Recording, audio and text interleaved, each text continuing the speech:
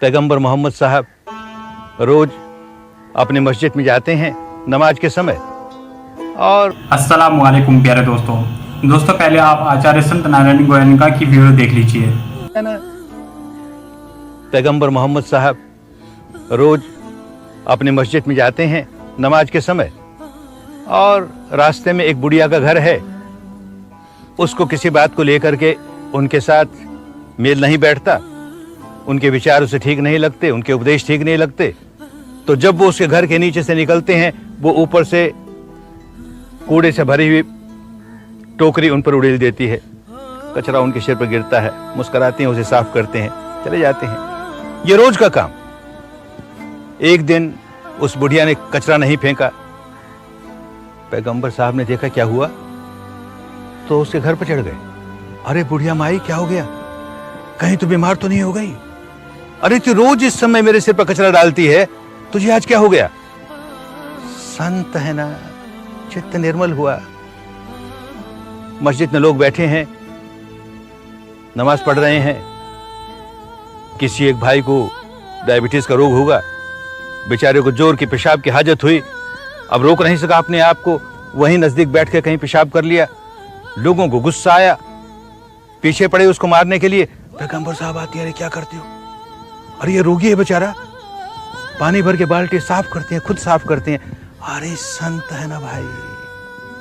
उनकी शिक्षा को मानने वाला वो नमाज पढ़ने वाला व्यक्ति हो, या उनकी शिक्षा का विरोधी वो बुढ़िया हो, दोनों पर एक जैसी करुणा है ना। अरे करुणा करुणा है, किसी भी संत में आ जाएगी। वो जाति नहीं देखती, वर्ण नहीं देखती, गोत्र नहीं देखती, समझे। तो दोस्तों उम्मीद करता हूँ ये वीडियो आपने पूरी देखी। आपको मैं बता दूं कि हमारे प्यारे नबी नमाज पढ़ने के लिए एक रास्ते से गुजरा करते थे। तभी एक रास्ते में एक बुढ़िया का घर पड़ा करता था। वो बूढ़ी औरत हमारे प्यारे नबी के ऊपर कूड़ा फेंका करती थी, जब हमारे प्यारे नबी उसके घर के सामने को रोजाना गुजरा करते थे। तो एक दिन हुआ कि बूढ़ी औरत ने कूड़ा नहीं फेंका, फिर दूसरा दिन हुआ फिर नहीं फेंका, फिर तीसरा दिन हुआ फिर नहीं फेंका। फिर हमारे प्यारे नबी ने सोचा कि बूढ़ी औरत मेरे ऊपर रोजाना कूड़ा फेंका करती थी, लेकिन कई दिन से मेरे ऊपर कूड़ा नहीं फेंक रही है।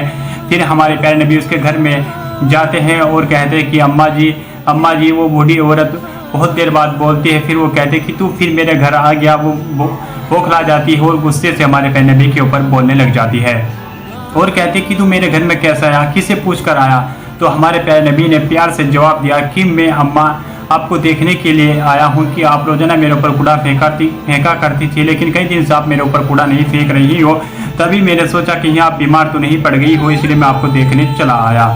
बस इतना कहने से बूढ़ा का दिल नरम हो चुका था और वो कहने लगी कि ए मोहम्मद, मैं तेरे से नफरत क्या करती थी, लेकिन तू मुझे इस हाल में भी देखने आया।